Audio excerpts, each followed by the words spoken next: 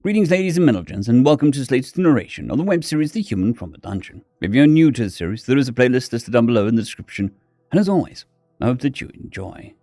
Chapter 61, Nick Smith, Adventurer Level 7, Human American. It hadn't taken us the full week to set out, thanks to Light's familiarity with the Empire of Calcutta. I only had to wait 3 days before we hit the road. It was much easier to bear than Nash's training. Every time we stopped for lunch, he would drill me on the basics and then have me attempt to copy his movements. Then he would attack me while I tried to use the movements he demonstrated to parry him. It hadn't gone well, and he was getting grumpier with each failed session. Soon, he would reach a critical mass of grumpiness and either explode or implode, likely taking the whole solar system with him. A supernova or black hole powered completely my grumpiness. Thankfully, our journey was nearing its end. For now, at least, the first signs of civilization came into view, and I decided to take a brief nap to speed things along. When I awoke, we were in the city streets. Buildings of stone and metal surrounded us, and the dwarves were going about their daily routines. Well, mostly dwarves. Every now and then there would be a gnome, orc, or elf doing something, but they were few and far between. It was easy to tell that this was a dwarven city, even without the obvious architecture differences from the other cities I'd been to. "So where are we headed, Life?" Nash asked. "I figured I'd drop you off at Venter's Bureau so that you can ask around while I pack the cart," the dwarven driver said. "I'll meet you there once I'm done." "Venator's Bureau?" I asked. "Is that like the Adventurers Guild?" "Sort of. The VB is focused on monsters and doesn't usually take requests, though. The other big difference are that they only do contracts and don't allow solo adventurers to sign up. You need to be in a party of at least 3 and sign a contract to work for them." "Why are we asking them questions instead of going to the Adventurers Guild?" "Because the AG is on a whole other fucking side of town," Lythe laughed. "Plus, the AG is a lot less focused on dungeons around here. They focus more on requests, which usually end up being protection and gathering jobs. They're mostly because the dungeons of Calcutta don't have much treasure, so the profit is strictly in monster guts. So if you want to know all there is to know about dungeons, the VB is your best bet. And there they are." The cart rolled to a stop in front of a building that looked similar to the others, but with a lot more gold trim. Thanks to the tables and chairs off to the side of the building, it gave off a tavern-like aura. We hopped out of the cart, and Lythe gave us away before he took off down the road. "Well, the dwarf logic seems sound," Nash muttered. "Let's find somebody who works here." We entered the building, and the tavern vibe immediately intensified. The inside of the Venators Guild looked almost exactly like the taverns often depicted in video games and anime, right down to the bar and patrons. The only real difference was the amount of gold trim. There was a lot more of it on the inside than there was on the outside. I couldn't tell if we'd walked into a booze hall or a treasure vault. Once a few patrons did their obligatory double takes at my appearance, the room went quiet. Thankfully, it felt more like a shocked silence than a suspicious one. Nash chuckled as we approached the bartender and/or receptionist. The orc behind the bar watched us approach while shuffling some papers. "Greetings," he said. "Pleasure or business?" "Business," I replied. "We'd like information on the dungeons around here." Nash gave me an annoyed glance while I stepped forward and took a seat at the bar. "Yeah, we can do that. Are you able to read?" "Not any languages that anybody seems to write in," I laughed. "Fair enough. Figured you weren't from around here. You'll want a drink while you ask your questions?" "Yes," Yulk said. "Whatever's on tap will be fine." "Any allergies?" We looked at each other and shook our heads. "Good. 4 beads coming up." The bartender busied himself with pouring the drinks while Nash, Yulk, and Elmira took their seats. I watched as he poured, wondering if I should say anything about my age. After he poured the second glass, all the conditioning my mother had instilled within me finally kicked in. "You know, back home I'm not old enough to drink alcohol," I said. "How old are you?" Elmira asked. 18. Well, last I checked. 18 years old and he doesn't know how to parry properly, Nash sighed. Your people must have it pretty damn easy. It is a cultural taboo or a medical necessity, Jukka asked. Cultural, I think. Legal drinking age in my country is 21, but in other countries it's lower. Plus, the law doesn't prohibit parents giving you alcohol, at least not in my state. Your country has multiple countries? Elmira asked, like an empire? Before I could answer, 4 mugs slid down the bar and slowed to a stop in front of each of us, one by one.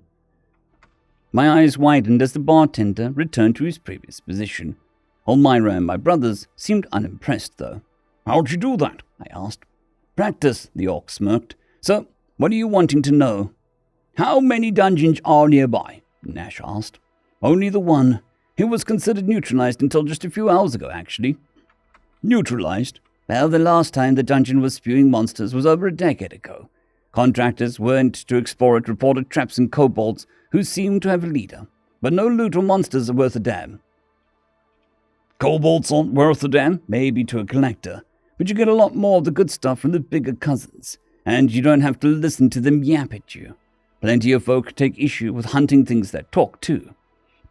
Since the kobolds weren't bothering anybody, the decision was made to leave them well enough alone. What are the kobolds' bigger cousins? I asked. Reptians and sauroids. Reptians are about as big as I am and have a neurotoxic venom that causes a total body paralysis, which can lead to death via asphyxiation.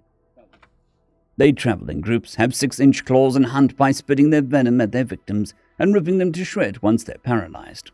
Sauriids are much bigger and kinda look like a mix between a kobold and a troll. With a much bigger mouth, though. They're solitary ambush predators that usually try to eat their victims whole. Both make for damn good hunts.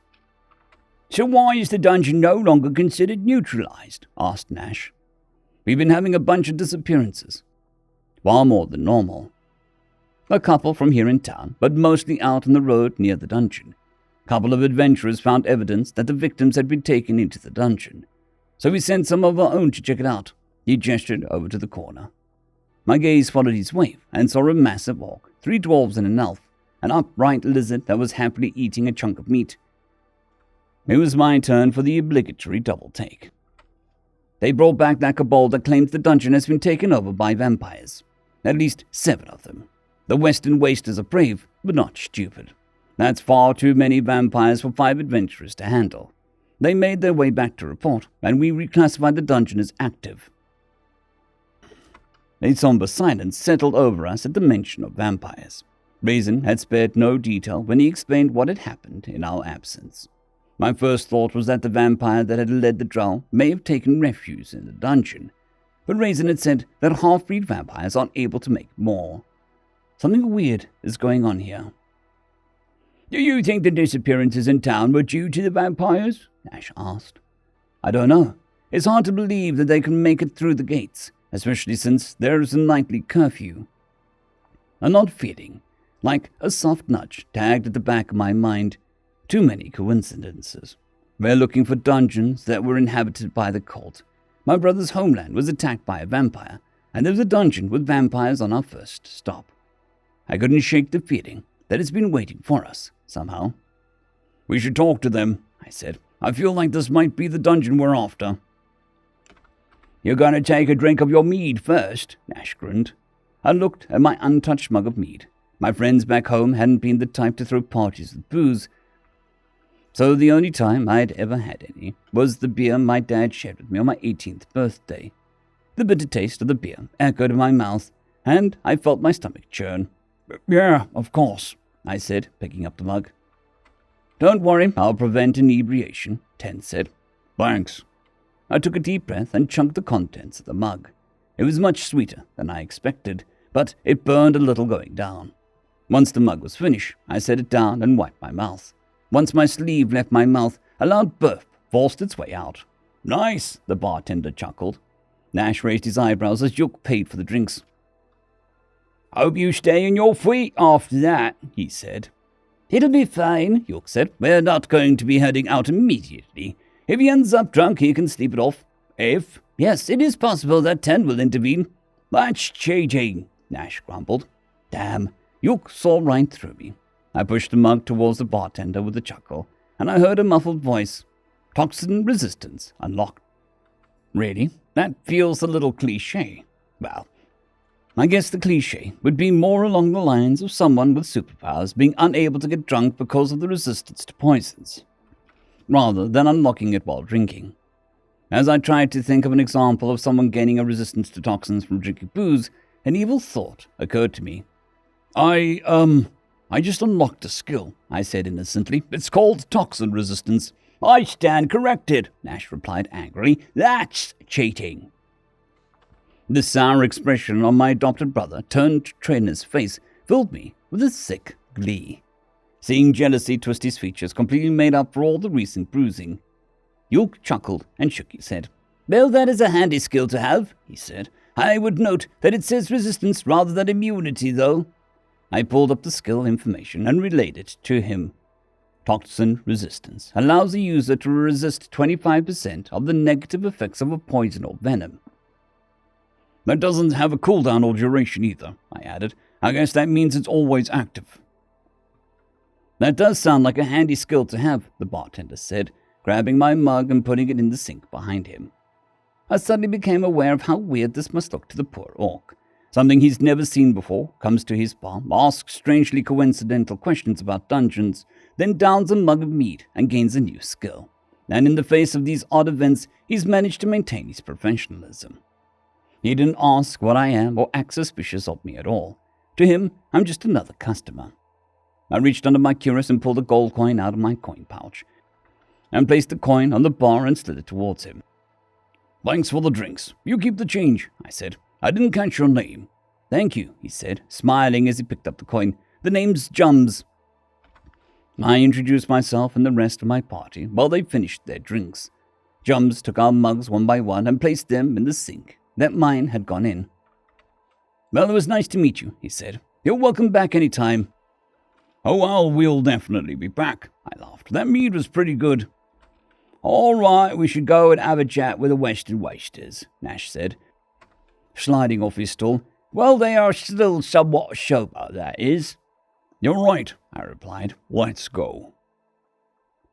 End of chapter. I would like to thank our T5 members and patrons, Casper Arnholtz, Jon Creighton, Vidmori, 050, Dragzoon W.R.E, and Elijah Silvercross.